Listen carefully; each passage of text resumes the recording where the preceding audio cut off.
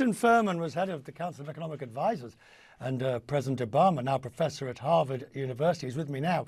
I'll ask you the question I asked Gary Cohn. Do you think that they will, not can they, do you think they will affect a soft landing? Yeah, with President Obama, we used to always go in there and play Jenga together. It was very exciting. In terms of a soft landing, I don't know. I'm not that worried about the rate increases they're doing this year. They're just getting to neutral. There's still a lot of stimulus in the pipeline. It's more the question of how much higher do they need to go next year and what are the consequences of that. And although the chair said, the issues outside his control, let's take China. If China remains locked down till the party Congress in October, November or beyond, or at least never gets back to full productivity, that will have a massive effect over here. Absolutely.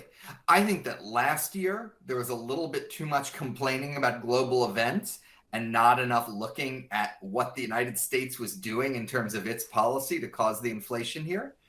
This year, there are a lot of legitimate global events. I think a lot of those events are transitory.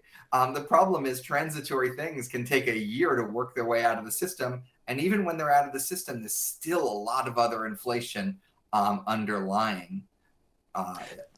So many people just don't remember the days of inflation and how corrosive that is, how it hits everybody in some shape or form.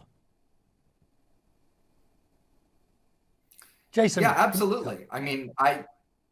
Sorry, can you hear me? I experienced inflation as a child. I still remember it to this day. It was one of the reasons I was nervous about inflation coming back. Everyone hates it. And it's a hard message to deliver right now, but part of the message has to be that it's going to take some patience and some time. This will come down, but it won't come down all the way to 2% very quickly.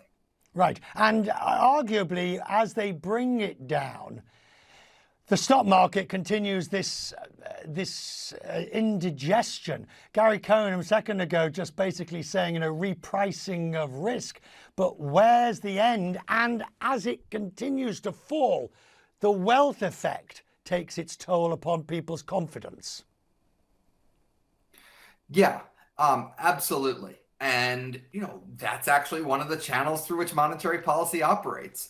QE was raise stock prices that increased confidence and increased consumption.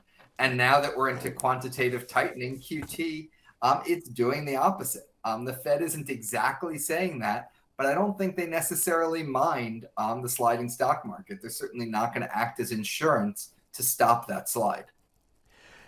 Do you think the Biden stimulus plan passed in the first days was a mistake? It was unnecessary fuel on the fire.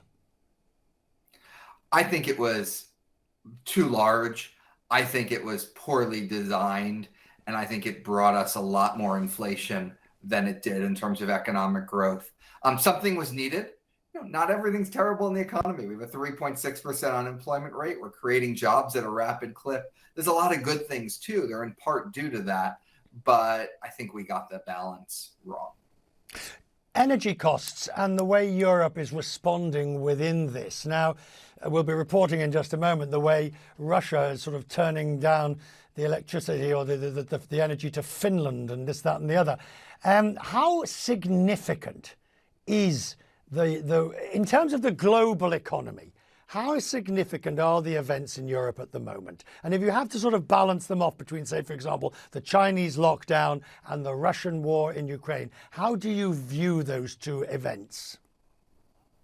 Yeah, the Chinese lockdown may be a bigger deal for the United States, which is a big producer of oil and is relatively insulated from what's going on with natural gas. For Europe, it's the opposite. The Russian events are a massive shock that could easily push the continent into recession. So, thank you, Jason Furman. Good to see you. I'm grateful that you joined us this afternoon. Thank you. Now, the bear market that